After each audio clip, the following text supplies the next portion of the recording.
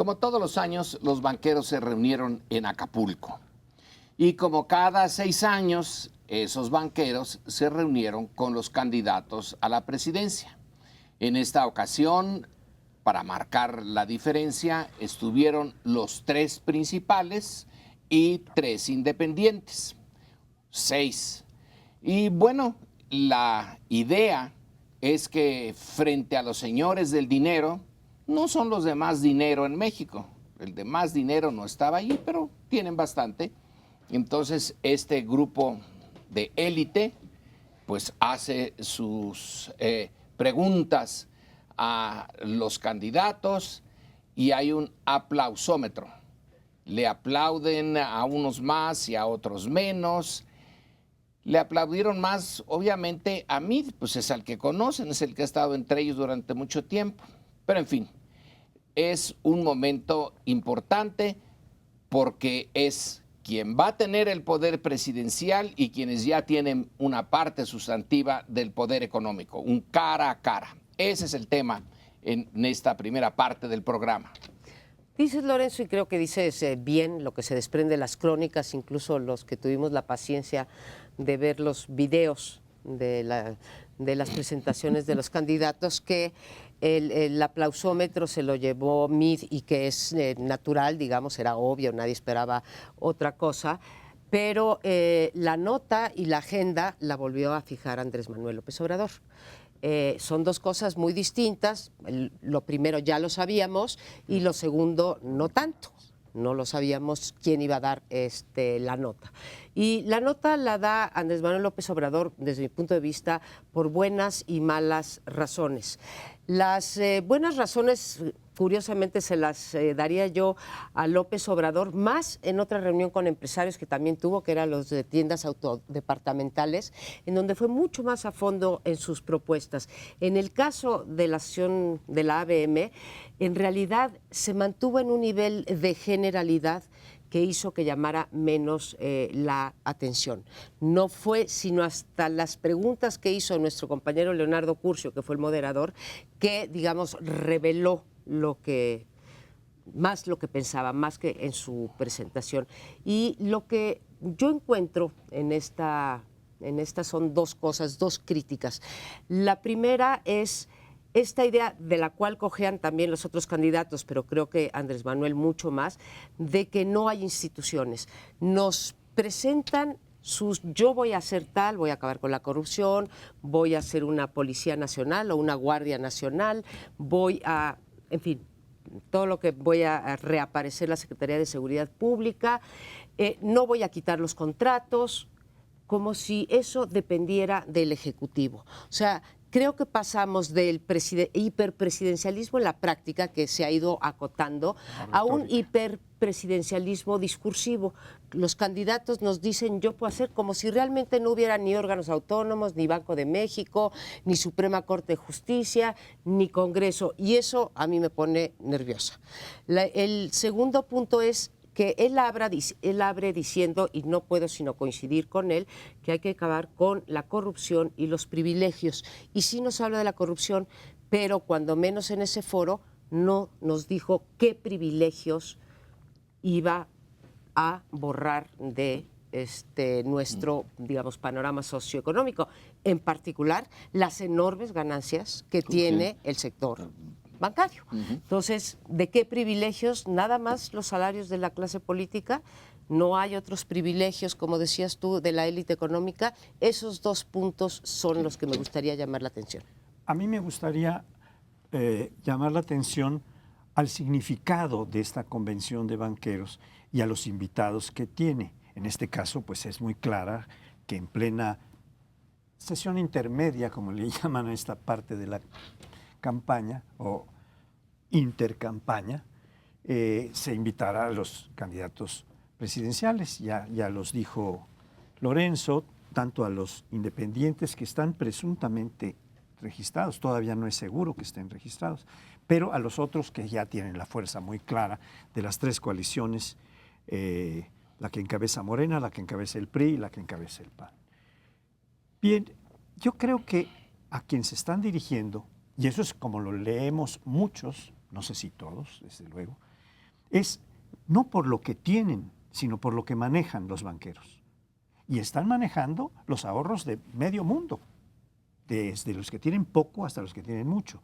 Y les están dirigiendo sus mensajes, los candidatos presidenciales, para decir qué seguridades están dando, no solo a los banqueros que no van a ser nacionalizados, eso está claro que ya no, pero en el caso de López Obrador sí es muy importante que diga, no, yo no voy a hacer nacionalización de la banca, ¿no? Que lo dijo. Y dijo otras cosas que para algunos contravienen las posiciones que había tenido en ocasiones anteriores, aún dentro de esta pre-campaña y desde luego en las 2 veces anteriores, en 2006 y en 2012, que fue candidato presidencial. Pero en fin, vemos a un López Obrador que dice que se muestra muy cambiado respecto de lo que captamos muchas personas. Y algunos lo llaman traidor a sus propias tesis, algunos lo llaman una gente que se ha inclinado por la prudencia para no despertar temores, para quitar los temores de enfrente, y se los está diciendo no solo a los banqueros, sino a los ahorradores, a los que tienen cuentas de banco, que son millones de gentes, para darles una cierta seguridad. Este es un poco, creo yo, una lectura que tenemos algunos, ¿no? Yo retomo lo que dices, Amparo, tu preocupación de que hablan como si el presidente pudiera hacer todo. No, ya ha habido cambios institucionales, la presidencia ya no es la de antes, ya hay equilibrios, un poco más de lo que había antes, pero al mismo tiempo, si el Ejecutivo no impulsa ciertas cosas, de todas maneras no se van a dar. Es decir, Fox sí decía, el presidente propone y el Congreso dispone. Y bajo esa lógica decimos, bueno, sí podemos pedirles que nos digan qué harían ellos desde el punto de vista de las propuestas, desde el punto de vista de tratar de impulsar ciertas políticas, y ya después, dentro del entramado institucional, se verá si el Congreso los aprueba o no, si tienen las mayorías, si en algunos casos son otras instituciones las que también tienen que... Pero si el Ejecutivo no impulsa mucho de eso que dicen, pues no avanza, ¿no? Correcto. No garantiza el hecho de que lo quieran quitar. Pero, por ejemplo, en el debate que se dio también ahí en Acapulco, de las posiciones entre el de Anaya insiste, porque ya es su bandera ahora de su discurso, de que va a llamar a cuentas a quien haga falta, ¿no?, del gobierno actual. No dice los voy a perseguir, no dice va a ser venganza, no dice va a ser un uso vindicativo de la justicia por motivos personales, sino decir vamos a investigar. Y si encontramos corrupción, entonces se procede. Y también ahí dicen, oye, no depende del Ejecutivo, depende del fiscal, que para entonces a lo mejor ya tiene autonomía. Sí, pero realmente los pocos casos que ha habido de rendición de cuentas en México no se hubieran podido dar sin la voluntad del Ejecutivo, hoy por hoy. Ojalá que avance la trama institucional. O sea, podemos recordar varios, La Quina, Raúl Salinas. Si el Ejecutivo no hubiera impulsado esos casos, yo creo que simplemente no se daban. Ojalá que las instituciones avancen al grado en el cual no dependa, porque eso puede ayudar más al país en rendición de cuentas. Si estamos esperando nada más a lo que le conviene políticamente al Ejecutivo o sus venganzas personales, pues entonces nos vamos a quedar como hasta ahora. Ojalá que avance la institucionalización a tal grado en el cual de verdad no dependa del Ejecutivo. Yo quiero poner el énfasis en una advertencia de Andrés Manuel. Él dijo que si hay un fraude, entonces se soltó al tigre y que él esta vez no va a ser la persona que vaya a detener a ese tigre, que él o va al Palacio Nacional, que no dijo Los Pinos, Palacio Nacional, o se va a Palenque. Pero si hay fraude, dice, me voy a Palenque. ¿A qué se refería? Se refería a que en el 2006... él lo ve así y muchos lo vemos así, canaliza la frustración de todos aquellos que consideraron que ahí había habido una elección sucia, si no es que francamente fraudulenta, la canalizó en la toma de la Avenida Reforma. Qué bueno, hizo que todo el mundo criticara que aquello era como haber incendiado Roma o algo por el estilo. Pero lo ha insistido. No se murió nadie, no se rompió ni un vidrio y ahí se fue la presión. Si hoy hay un fraude o la sospecha de un fraude o no se hacen las cosas de tal manera que se sospeche, se piense que hay un fraude, él dice, el tigre está suelto. ¿De dónde viene esa frase? A mí se me viene a la mente don Porfirio. Don Porfirio en 1911 dice a la hora de salir ya al exilio, después de sus 7 reelecciones, Madero soltó al tigre, a ver si lo puede detener. No, no fue Madero el que soltó al tigre, fue Porfirio Díaz el que soltó al tigre. En este caso, si hay fraude, no será el tigre soltado por Andrés Manuel, será soltado por el gobierno. Y eso es lo que les quiere recordar. Si están pensando en, y ya lo veremos al rato, en repetir la elección del Estado de México, pero a lo grande, entonces yo esta vez ya no voy a estar ahí para decirles, no, vamos a tomar ahora otra vez reforma. No, ya no. El que lo soltó, que lo amarre. La otra vez lo soltó el gobierno, las malas instituciones, el IFE de entonces, que no supo cómo llevar bien la elección, y más o menos lo volvió a meter a la jaula Andrés Manuel. Esa advertencia la hizo en la convención bancaria y me parece interesante. Bueno, yo A creo, ver, el tigre... pase usted. Gracias, señor. El tigre finalmente es en esta figura que utiliza López Obrador, pues el tigre es o el México bronco o el conjunto de ciudadanos que estamos muy enojados por lo que ha pasado durante este sexenio con muchas instituciones, la Procuraduría siendo utilizada descaradamente, porque siempre ha sido utilizada, pero Sí. ahora más descaradamente en contra de un candidato, etcétera, ¿no? Y lo que me preocupa en este caso es que las concepciones que hay detrás de esta figura que usa Andrés Manuel. Decía Paoli, creo que qué bueno que lo trajo a la mesa, que buscó dar certeza jurídica frente a un público particularmente sensible a esto. Y creo que consiguió exactamente lo contrario. Y lo puedo ejemplificar con el INE, con los contratos de la reforma energética o con lo del nuevo aeropuerto. El problema es que Andrés Manuel dice, a ver, se va a soltar el tigre y lo habrán, en eso coincido contigo, Lorenzo, lo habrá soltado el gobierno, la clase política, en fin, no personalicemos. Pero, ¿quién decide que hay fraude? Andrés Manuel López Obrador, porque ya dijo de entrada que el INE no es confiable, que es parte de la mafia del poder, etcétera. O sea, ya descalificó desde antes, como lo ha hecho en las otras elecciones, al propio árbitro. ¿Quién decide? Nos dice en esa alocución, nos dice que mantendrá los contratos que sean buenos para la nación. ¿Quién decide cuáles son los buenos para la nación? ¿O no hay tribunales que deciden si se pueden echar los contratos de la reforma energética o del aeropuerto para atrás? Entonces, el problema es que él decide cuándo las cosas están bien hechas y cuándo mal, y eso creo que no da certeza jurídica.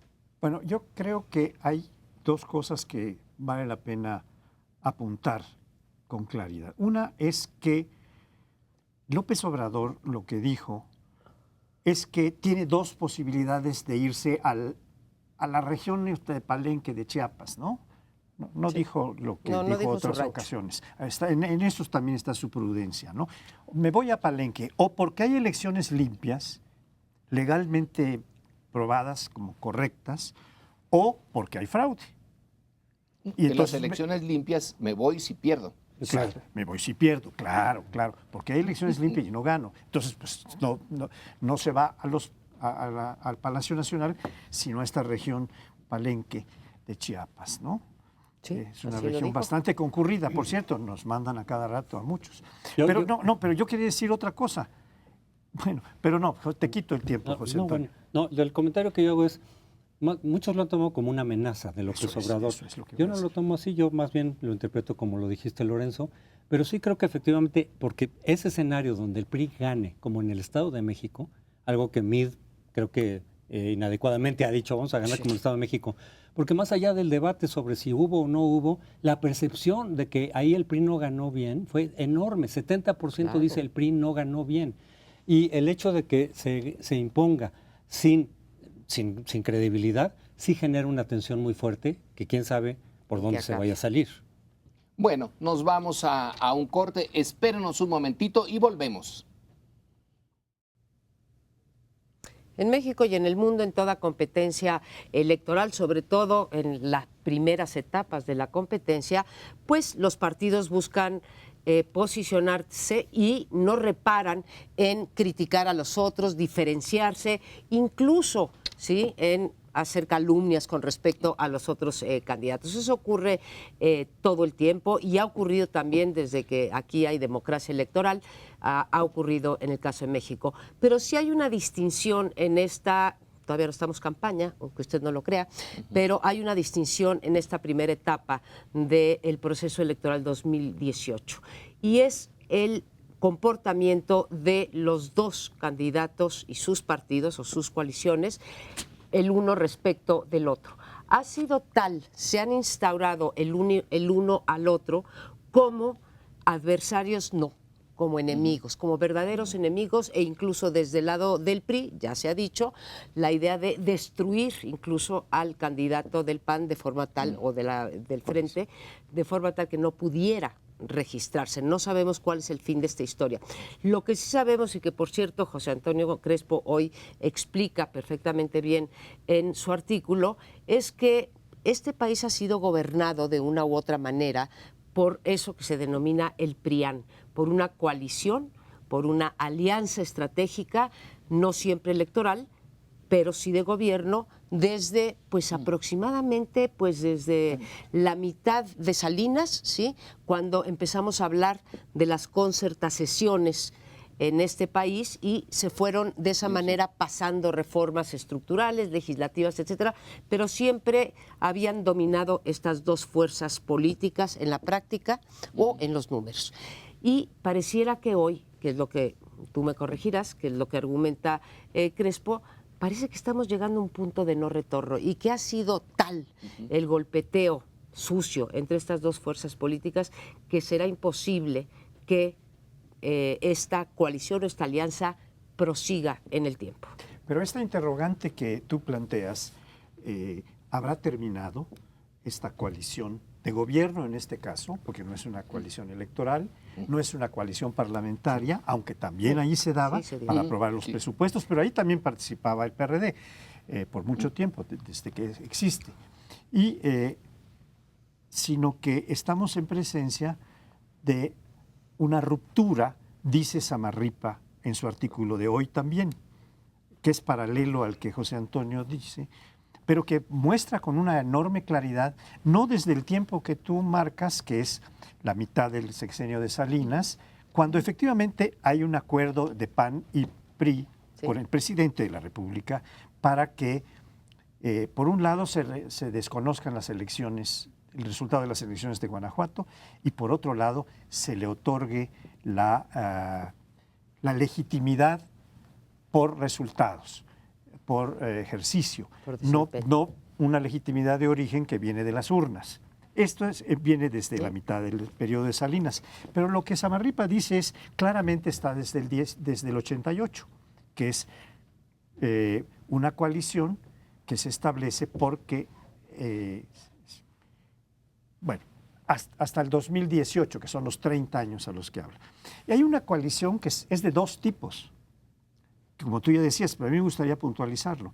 No es electoral, pero sí es de gobierno o de ciertas partes de la política económica, en donde hay una identidad completa y sobre todo en función de la macroeconomía y las finanzas públicas, etcétera, y parlamentaria.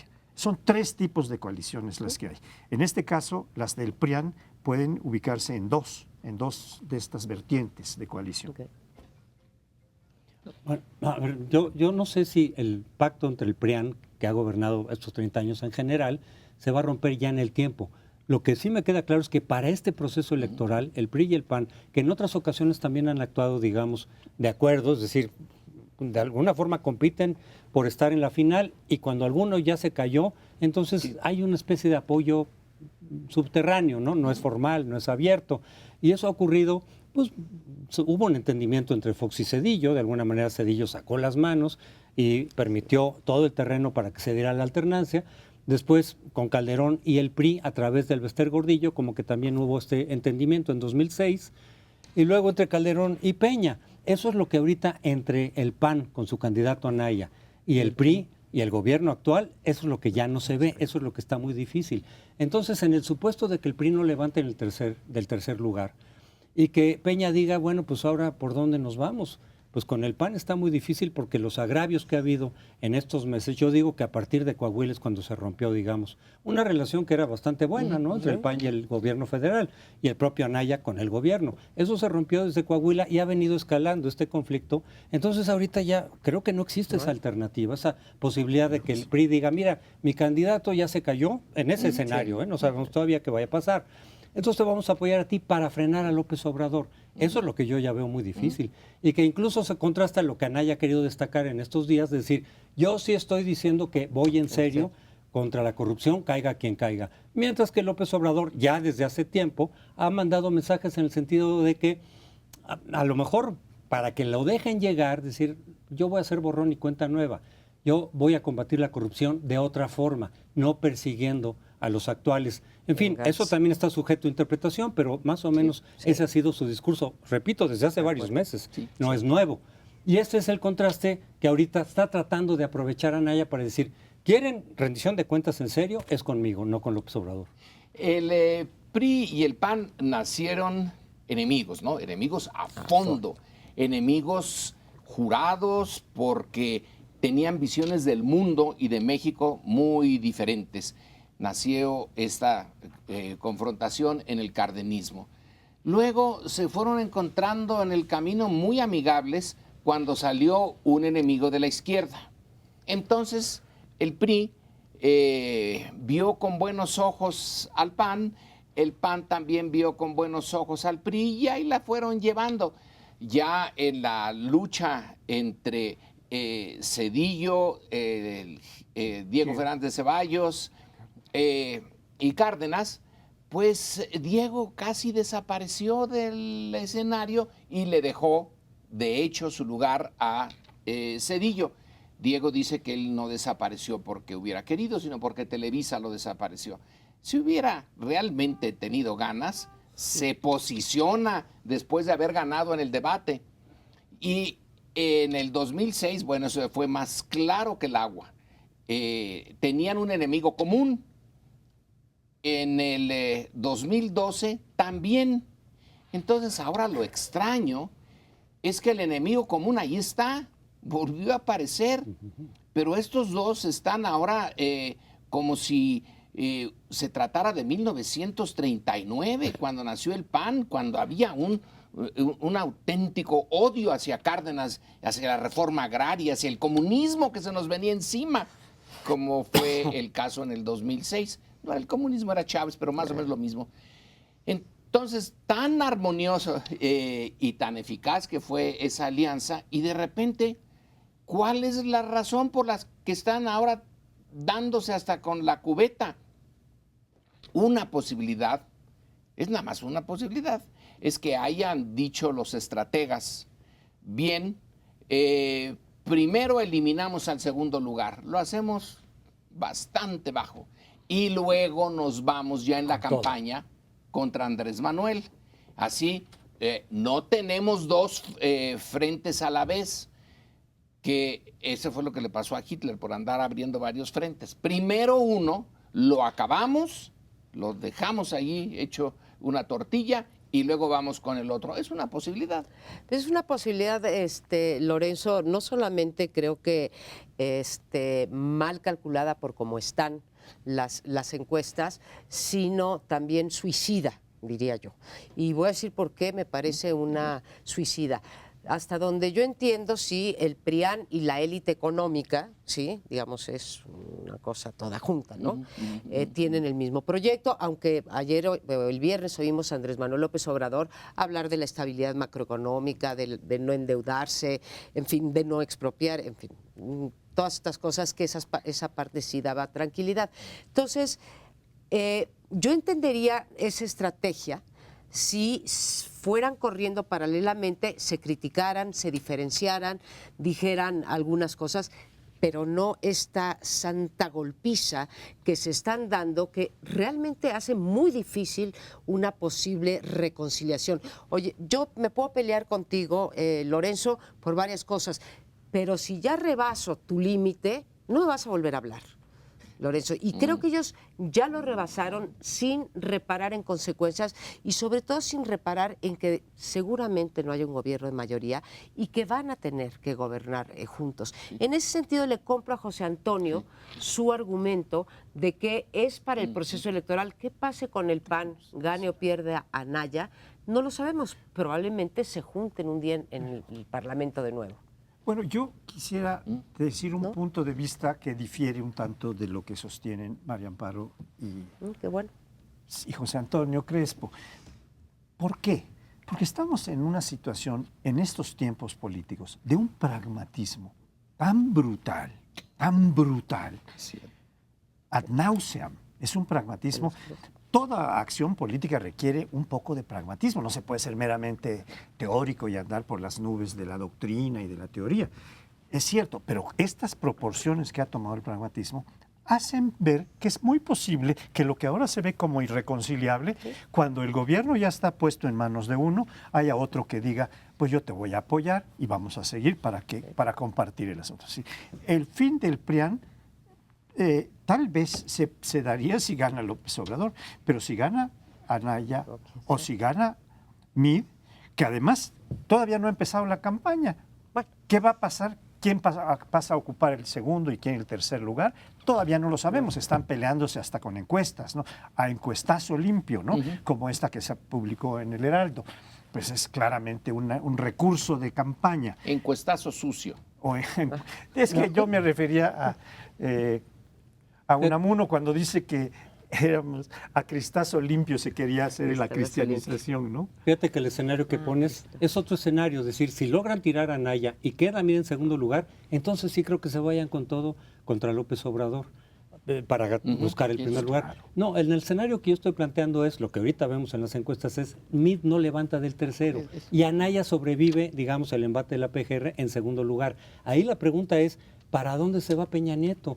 Porque si va a apoyar a Anaya después de los agravios que ha habido hacia Anaya, ahí yo lo que digo es, Maquiavelo recomendaba, no te pongas en manos de alguien que has agraviado mucho porque no te va a responder. Sí. A lo mejor yo digo que a Peña Nieto le va a convenir, es una especulación, mejor permitir que López Obrador, en caso de que gane, como las encuestas se están sugiriendo, mejor no le metas demasiado ruido, porque López Obrador podría ser más creíble en términos de decir, voy a hacer borrón y cuenta nueva, de lo que Anaya está diciendo.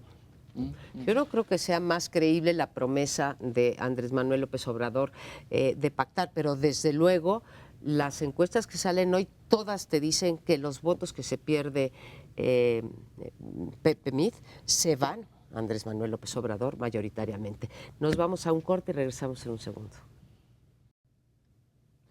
Hemos estado teniendo desde hace ya un buen rato, algunos meses, la denuncia de muchísimos recursos federales del gobierno federal, del presupuesto, que se desvían para propósitos electorales. Una muy escandalosa o muy notable que se puso en escena esta temática es la denuncia que hace Javier Corral de que se había hecho una triangulación para entregar recursos federales a través de un fondo que se entregaba a empresas simuladas o fantasmas, como se llamaron, pero que en realidad estas lo transmitían al PRI. Entonces se detuvo al secretario general del PRI, entre otras cosas. Bueno, eso empezó la danza de los millones, que ahí parecieron pocos, 300 y pico, 100 y pico de millones, los que pudieron probar en Chihuahua. Pero ahora hay una documentación amplísima que viene de la Auditoría Superior de la Federación, de la Cámara de Diputados, depende, aunque es un organismo autónomo, técnicamente autónomo, pero que muestra en un reportaje que viene hoy firmado por un historiador económico muy prestigiado, de apellido Moreno, hizo su licenciatura en México, pero hizo su doctorado en Historia Económica en California, que muestra cómo miles de millones de pesos se han estado, pero analizando los datos de la Auditoría Superior de la Federación. Una segunda fuente que viene, por cierto, hoy en el número de proceso donde viene esta primera, pero hay una segunda que está con las tarjetas rosa que se emplearon en el Estado de México. Y en el Estado de México, que ya se anunció por Mid como el modelo que va a seguir para ganar las elecciones, él lo dijo abiertamente, mi inspiración es lo que hicimos o como ganamos en el Estado de México, que fue terrible.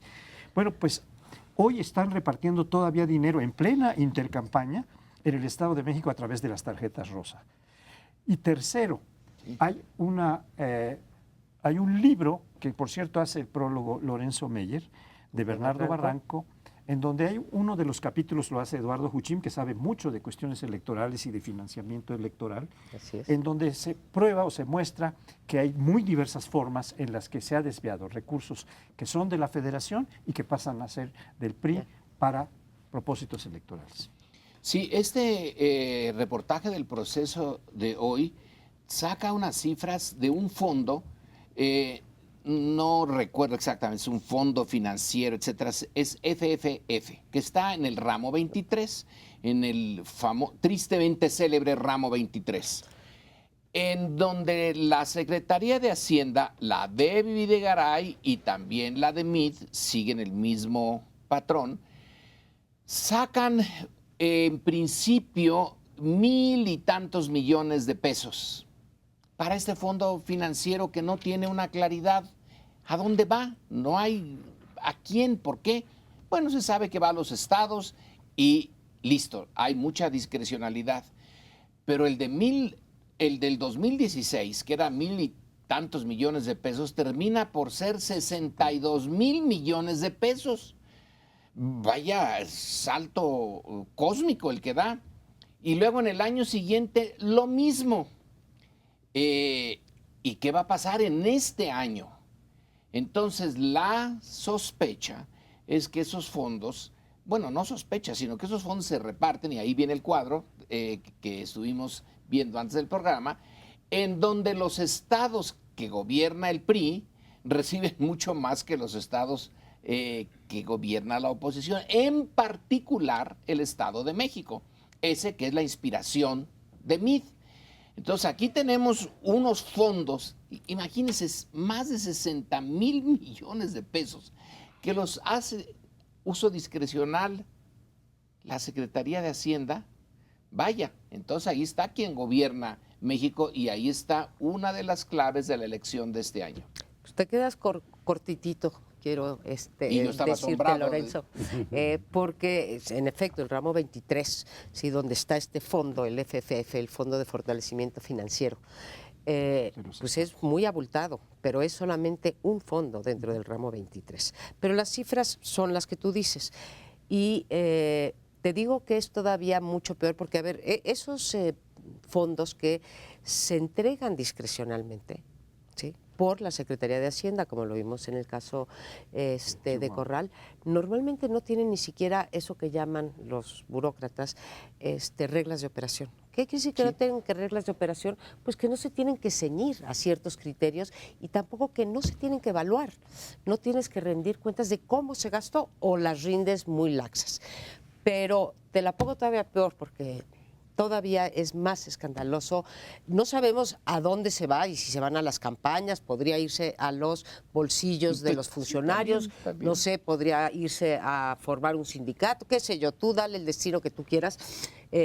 Probablemente se vaya una parte al menos a las campañas, pero todavía es muchísimo mayor, Lorenzo, la diferencia que hay y que también la decide Hacienda entre el presupuesto aprobado por el Congreso y el ejercido. Y aquí son muchísimo más que 62,000 millones de pesos. En realidad tendríamos que atacar al mismo tiempo estas dos fuentes de discrecionalidad y por tanto de arma política que posee quien sea que esté en el gobierno, porque antes estaba el PAN y esto también ocurría, ¿sí? Y bueno, y más antes estaba otra vez el PRI. Entonces, ahí están dos agendas claras y no he visto a ningún candidato decirnos que eso, ¿sí?, se va a frenar, que va a haber una reforma para que no puedan utilizar de manera discrecional. ¿Quieren acabar con la corrupción? Que se amarren las manos y no puedan utilizar ese dinero de manera discrecional. Y una última cosa, esto lo sabemos del Ejecutivo Federal porque está rigurosamente vigilado, aunque no importe, luego no tenga consecuencias esa vigilancia, pero en los estados, ¿tú te imaginas el desvío de recursos de las arcas estatales? Sí, es lo que se dijo a raíz de lo de Chihuahua, cuando se descubrió toda esta triangulación de dinero. Dos cosas que efectivamente no se han resuelto y que no parece que haya la voluntad de resolverlas. claramente qué es esto, el uso discrecional del dinero por parte de Hacienda, que puede servir como un premio o castigo político Así es. sobre los gobernadores. Y vimos cómo en el caso de Corral ninguno de los gobernadores dijo nada. Es decir, él se enfrentó con Hacienda, se enfrentó con el gobierno federal y ninguno de los gobernadores, ni siquiera de los de su partido, levantaron la mano y decir, sí es cierto, hay que cambiar esto, vamos a modificarlo. O también aquí en mi estado hubo esas triangulaciones. No, pareciera que les conviene, que todos están como conformes con ese arreglo, con ese acuerdo, pese a todos los escándalos que se pueden derivar de ahí. Y lo otro es justamente ese desvío de fondos para las elecciones, de los que, como vemos en lo de Chihuahua, pues el INE ni se percató, o los institutos locales tampoco. Fue Corral, al ir metiéndose en lo que le dejaron como herencia de papeles, etcétera, que dijo, oigan, aquí fueron 250 millones de desvío que fueron utilizados para el PRI en la campaña del 2016. Las instituciones electorales ni cuenta se dieron de eso, porque además de Corral lo sacó un año después prácticamente de cuando se dio ese desvío de fondos. Entonces ahí hay una fuente de desvío de recursos públicos para motivos electorales en donde escapa, digamos, a la vigilancia y a la fiscalización de las autoridades electorales. Si eso no se resuelve, va a seguir habiendo eso, llegue quien llegue a la presidencia. Si no se resuelve y se acota, digamos, como lo planteas tú, Amparo, va a seguir siendo fuente de discrecionalidad, de presión política y de fondos ilícitos que van a las campañas electorales. Yo quiero destacar dos cosas. Una, que estas cifras, las más grandotas a las que ya se refería María Amparo, yo empecé con ellas, y también las apuntó muy claramente Lorenzo, se dan a partir de los informes y de las denuncias y de las que hace la Auditoría Superior de la Federación, que está ubicada en el ámbito de la Cámara de Diputados.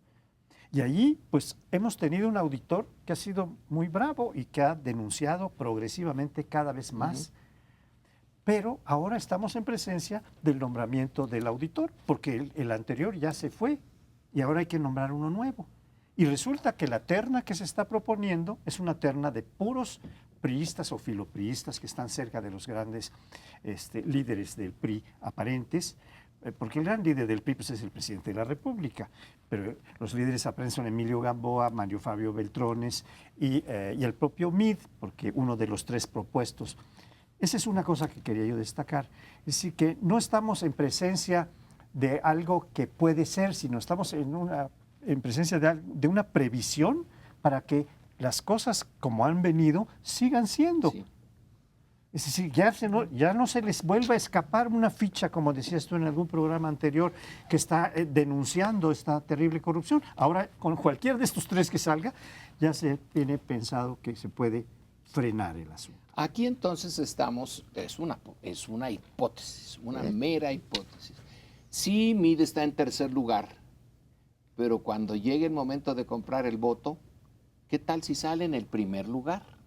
Porque si el voto se compra entre el México más necesitado, al estilo de las tarjetas rosas, entonces ahorita estamos viendo las encuestas, y ahí en las encuestas cada quien dice lo que está pensando. Y cuando llegue ese aparato del PRI a su puerta, que los tiene por miles en todo el país, yo creo que entre el PRI y el Ejército, pues son los que más, y la Coca-Cola, son los que más conocen el país, las entrañas del país. Cuando llegue el estoque les diga, aquí está este dinero, que son estos miles de millones. A lo mejor esto de las encuestas termina por ser humo. El problema, me refiero al de fiscalización, creo que ahí está otra reforma, así como decía, hay que reformar para que quitarle la discrecionalidad a Hacienda en el reparto de recursos. La otra es, hay que quitarle la fiscalización al INE. O sea, tú mismo lo estás diciendo, Corral, después de un año, más de un año, y con todo el aparato del Estado de Chihuahua, ¿sí?, logró ver esto. El INE no puede hacer eso, no debe de hacer eso y no lo va a hacer bien. Ahora nos descubrió las tarjetas de Asismex, ¿sí?, a partir de un hilo, pero 6 años después. Entonces, esa es otra de las cosas que tendríamos que hacer y cerrar diciendo que, desgraciadamente, claro, aquí sí los grados cuentan, todos los partidos utilizan esto del desvío hasta donde pueden. Bueno, confirmado que es el Estado de México en sus elecciones el modelo, nos tenemos que ir para la elección presidencial, nos tenemos que ir a un siguiente bloque. Y la relación entre México y Estados Unidos pues sigue dando tumbos, sigue difícil, sigue complicada, sigue paralizada en muchos de los temas pendientes de la agenda bilateral.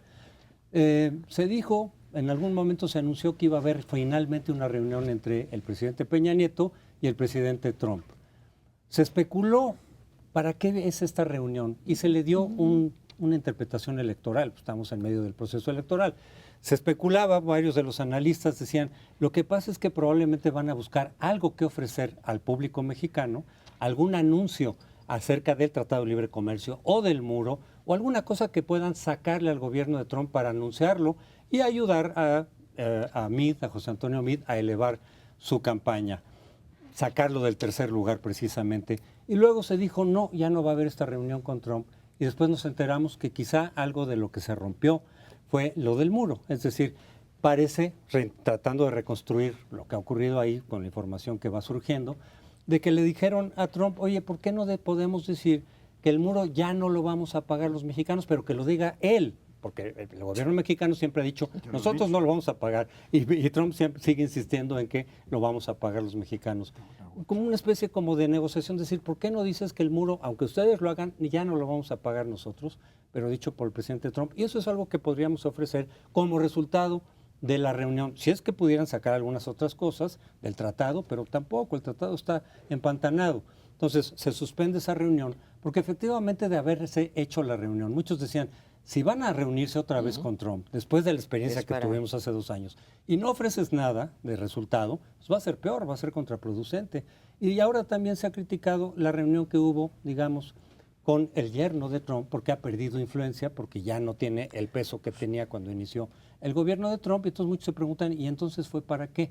Y también hay una versión que ha circulado estos días, es decir, se va a venir otros ataques a Anaya, otra vez con tinta electoral, de cuentas que tienen Estados Unidos, que son los norteamericanos los que podrían tener detectado esas cuentas de Anaya, y con eso lo van a volver a golpear mediáticamente y a lo mejor ya lo noquean, pero con la ayuda de la información que pudiera tener Estados Unidos. Es especulación, pero está circulando en algunas columnas, de tal manera que si surgiera efectivamente esa información de Estados Unidos, podríamos conectar con, y no tuvo nada que ver con estas reuniones.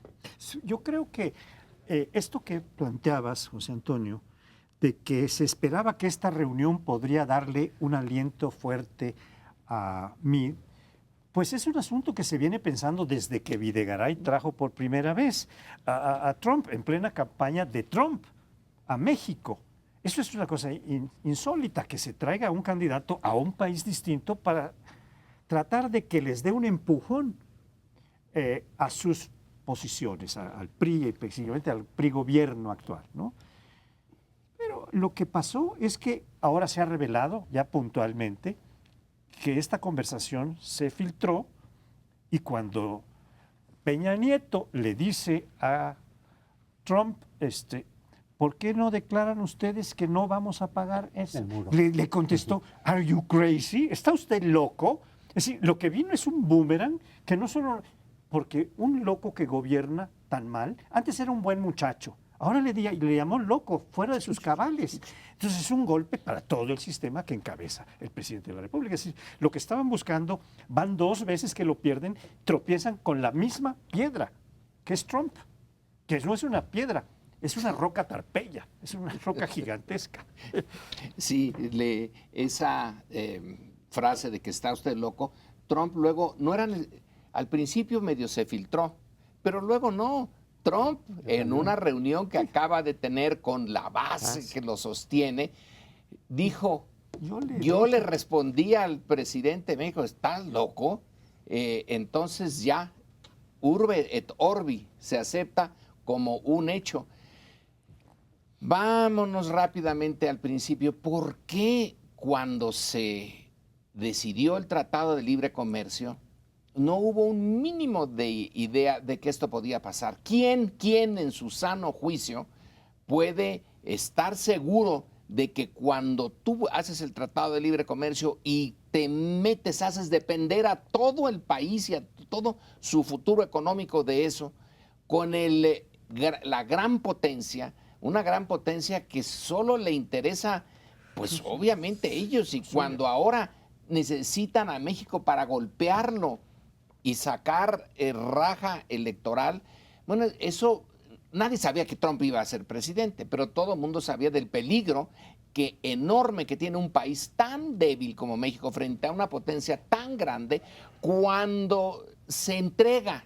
Ahí la frase de Mill se puede decir a Salinas, hazme tuyo, le dijo a los Estados Unidos, y bueno, lo hizo, pero ahora le dice, pues fíjate que ya no, y entonces la élite mexicana está con el Jesús en la boca porque no saben qué hacer, pero eso, claro, decir, bueno, eso lo dijimos en su momento, claro, pues con Salinas que ni nos veía ni nos oía, pero ese es un problema que realmente es un problema histórico. No puede un país débil confiar en una gran potencia en esas medidas tan grandes.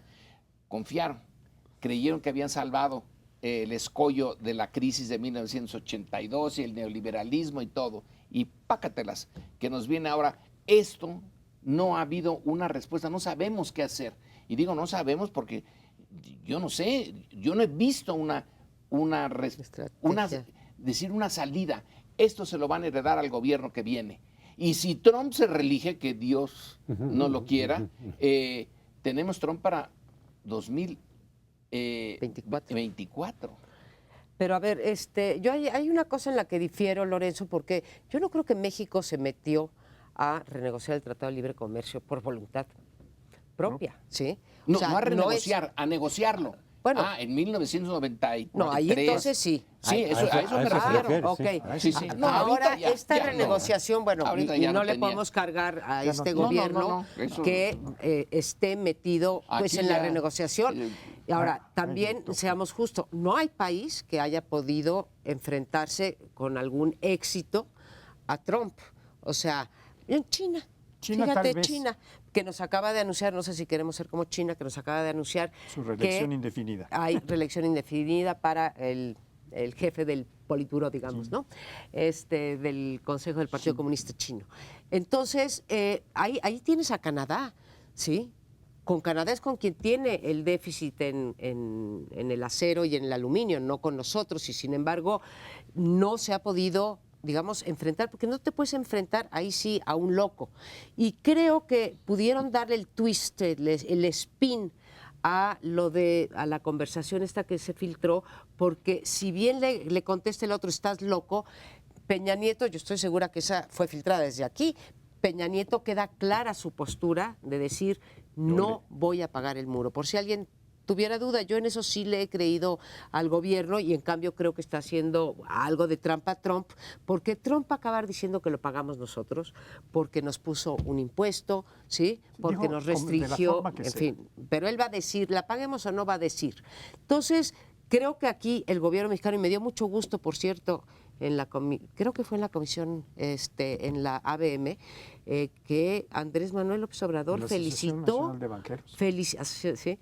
felicitó al grupo negociador del TLC, en particular Ildefonso Guajardo, por haber mantenido no fue Jade Cole, pero de parte de Andrés Manuel López Obrador, Jade Cole Boleski, ¿no? Es líder del partido ahora, ¿no? De Morena. Felicitando esto. Creo que sí está México en una posición difícil. Me parece mal lo de Kushner, porque le dieron la estatura y lo llevaron con el Jefe de presidente. Estado. Si hubiera quedado a nivel Videgaray, sí, pero no tenían que llevarlo con el presidente. Pero el resto, creo que hasta el límite de las posibilidades. Y la pregunta ¿Quién? sería también ahí si se ganó algo con la visita de Kushner, ¿no? No sé, o sea, que valiera la pena en todo caso. Salvo tu porque muchas de las hipótesis. críticas han sido decir, bueno, pues si él ya está devaluado en la propia Casa Blanca, su influencia aparentemente se ha reducido si es que alguna queda. Pero en fin, eso ha sido parte de las críticas. Y en lo del tratado, pues sí va a quedar pendiente. Habrán defensores del Tratado de Libre Comercio, es decir, sí, nos podemos poner un poco en manos de Estados Unidos, porque cuando Estados Unidos decide que se corte, pero como cualquier otro socio comercial, Eso. podría ocurrir con Japón, podría ocurrir con Europa. Claro, con Estados Unidos nos hemos volcado. Ahí quizá la crítica de política económica es depender tanto de Estados Unidos. 80% de Sí, las exportaciones. el no buscar, o sea, no el tratado en sí, sino el no No buscar más. la diversificación, sino concentrar tanto del comercio con Estados Unidos, porque entonces sí estamos en sus manos. En el momento en que dicen cortamos, entonces hay repercusiones. Ahorcamos. Aunque hay también quien dice, está lo de la OMC, es decir, no es lo reglas. mejor, pero tampoco nos quedamos totalmente descubiertos. El envío de Kushner no es más que poner una curita en la puñalada profunda que le habían puesto. Ese es el envío de Kushner. Pues vamos a tapar este Y ni eso. Sí. escándalo. Bueno, eso veremos. A final de cuentas, los mensajes de López Obrador, que en mucho tiempo se mantuvo en contra, totalmente en contra del tratado, Sí, y ahora ahora parece ser también una también. flexibilización en ese tema, como lo ha dicho también en otros temas. Pero se nos termina el tiempo, nos vemos la próxima semana. Gracias por habernos acompañado.